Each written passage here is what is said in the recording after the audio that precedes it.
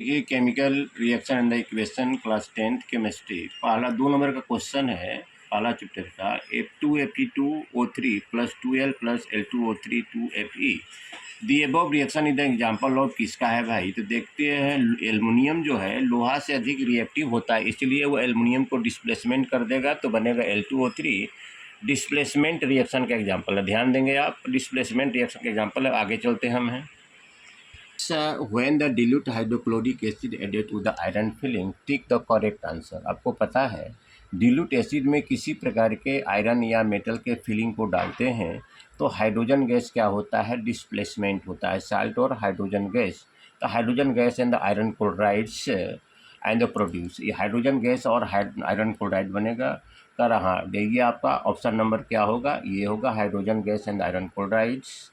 तो चलिए आगे आगे बढ़ते हैं। What is the balance chemical equation, why should the chemical equation a chemical reaction which and the equal number of the atom of the elements the reactant and the product side the call the balance chemical equation. जब दोनों तरफ ये आपका reactant हो या product हो, दोनों तरफ एटम की अगर संख्या बराबर है तो उसको हम बैलेंस इक्वेशन करते हैं, नहीं तो स्केलेटल इक्वेशन करते हैं। Since number of the atom which element is the same and the both part of the equation, so hence it is the balanced chemical equation. The chemical equation need to balance because the conservation law. We know that atom neither created nor the destroyed at the time duration of the chemical equation. चलिए अब आगे बढ़ते हैं। Translate the following the statement into the chemical equation and the balance.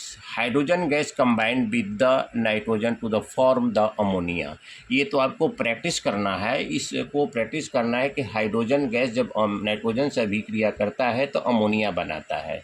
तो H2 plus N2, उसके बाद देखिए क्या बनेगा NH3, लेकिन इसको बैलेंस करना पड़ेगा तभी इसको बैलेंस्ड इक्वेशन मान सकते हैं और इसको आप ये कर सकते हैं कि यह इक्वेशन हमारा बैलेंस होगा। तो ये ए नंबर अपने से करना होगा। चलिए आगे बढ़ 6 रिएक्टेंट और प्रोडक्ट को एटम की संख्या को बराबर करना है, ये अपने से प्रैक्टिस आपको करना है, ये बैलेंस करके दिखाने की आवश्यकता नहीं है, प्रैक्टिस करेंगे, हमारे कमेंट बॉक्स में डालेंगे। अगर परेशानी होगा तो हम क्वेश्चन नंबर नेक्स्ट चलते हैं। Equation for the following calcium hydroxide और कार्बन डाइऑक्साइड। आपको तो इसको तो सिंबल और फॉर्मूला याद करना, जैसे कैल्शियम हाइड्रोक्साइड CaOH2 होता है, कार्बन डाइऑक्साइड CO2 होता है, कैल्शियम कार्बोनेट COCO3 होता है, वाटर H2 होता है, जिंक सिल्वर नाइट्रेट जिंक का Zn होता है, सिल्वर नाइट्रेट का AgNO3 होता है, जिंक नाइट्रेट ZnNO3। तो ये क्या करना है, आपको तो बैलेंस करना होगा। इसका सिंबल और फॉर्मूला जब याद रखेंगे तब ये संभव है। जैसे एल्युमिनियम है, कॉपर क्लोराइड है, एल्युमिनियम क्लोराइड एंड कॉपर,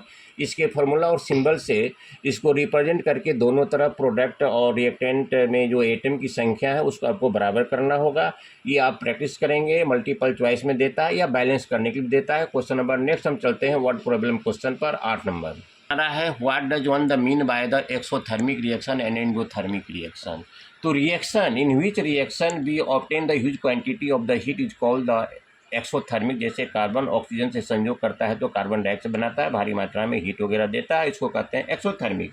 और इंडोथर्मिक जिसको संचालित करने के लिए बाहर से भारी मात्रा में ऊष्मा देने की पड़ती है, जैसे नाइट्रोजन ऑक्सीजन से संयोग करेगा तो बाहर से भारी मात्रा में ऊष्मा देंगे हम लोग।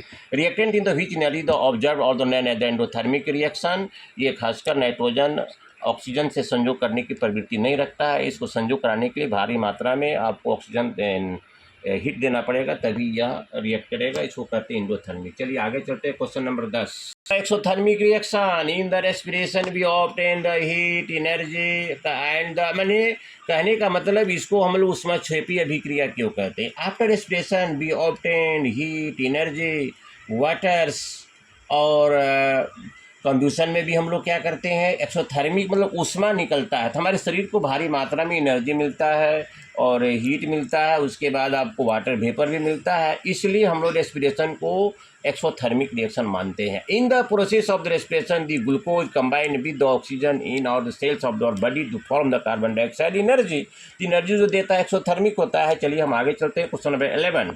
Y the decomposition reaction are called the opposite of the combination. Combination में जुड़ता है, डिकम्पोज में टूटता है। Calcium carbonate is the heated after then be obtain the calcium oxide carbon dioxide, it is the called the decomposition. Combination में दो element मिलते हैं, जैसे कार्बन ऑक्सीजन संजो करके कार्बन डाइऑक्साइड बनाता है, एक कम्बाइनेशन रिएक्शन हुआ, इसलिए दोनों को अपोजिट कहा गया। चलिए क्वेश्चन नंबर 12 हम चलते हैं। Write the one equation is the decomposition reaction where energy the supplied in the form of the heat, light and electricity. कह रहा है डिकम्पोजिशन अभिक्रिया बताना है 3 तरह का, जिसमें हीट के उपस्थिति में होता है, लाइट की उपस्थिति में होता है, इलेक्ट्रिसिटी की उपस्थिति में होता है। हीट जैसे कैल्शियम कार्बोनेट को गर्म करेंगे तो कैल्शियम ऑक्साइड कार्बन डाइऑक्साइड बनेगा, यह हो गया heat decomposition. Light silver bromide को धूप में रख देते हैं तो सिल्वर अलग हो जाएगा, ब्रोमीन अलग हो जाएगा, उसको लाइट डिकम्पोजिशन कहते हैं। इलेक्ट्रिसिटी और जल को इलेक्ट्रोलाइट के रूप में उपयोग करेंगे तो हाइड्रोजन ऑक्सीजन अलग हो जाए, उसको कहते हैं हम इलेक्ट्रिसिटी डिकम्पोजिशंस। चलिए नेक्स्ट नंबर चलते हैं। Difference between the displacement the double displacement. Displacement में क्या होता है, कोई most reactive metals less reactive metal को डिस्प्लेसमेंट करता है, जैसे जिंक प्लस H2SO4 बराबर ZnSO4 प्लस H2। तो Zn की क्रियाशीलता हाइड्रोजन से अधिक होती है, उसको डिस्प्लेसमेंट करता है। और बाय डिस्प्लेसमेंट में डबल में क्या होता है, निगेटिव रेडिकल केवल चेंज होता है। जैसे मान लिया जाए silver nitrate aqua solution react करता है सोडियम क्लोराइड से, तो दोनों अपने रेडिकल निगेटिव रेडिकल को चेंज कर देते हैं और बनाते हैं सिल्वर क्लोराइड प्रेसिपिटेट बनाते हैं और बनाते हैं NaNO3 बनाते हैं, इसको कहते हैं double displacement. Most important question है बोर्ड के ख्याल से।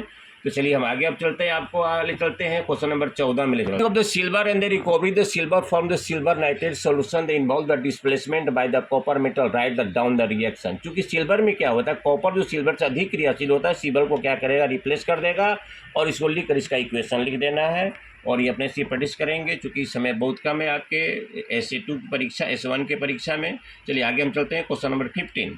What do mean by the precipitation reaction explain by the giving the example. जैसे हम लोग पढ़े थे बाय डिस्प्लेसमेंट डबल डिस्प्लेसमेंट, तो उसी में इसको लिख सकते हैं aqua solution of the AgNO3 plus aqua solution of the NaCl बराबर AgCl प्लस NaNO3। AgCl जो होगा वो सॉलिड होगा, वाइट होगा, एक दही जैसा, उसको कहते हैं प्रेसिपिटेट और इस परिघटना को प्रेसिपिटेशन कहते हैं। चलिए क्वेश्चन नंबर 16 चलते हैं। And explain the following the terms of the gain the loss of the hydrogen and the oxygen. Oxidation क्या होता है, when the any element react with the oxygen called the oxidation C+O2 CO2।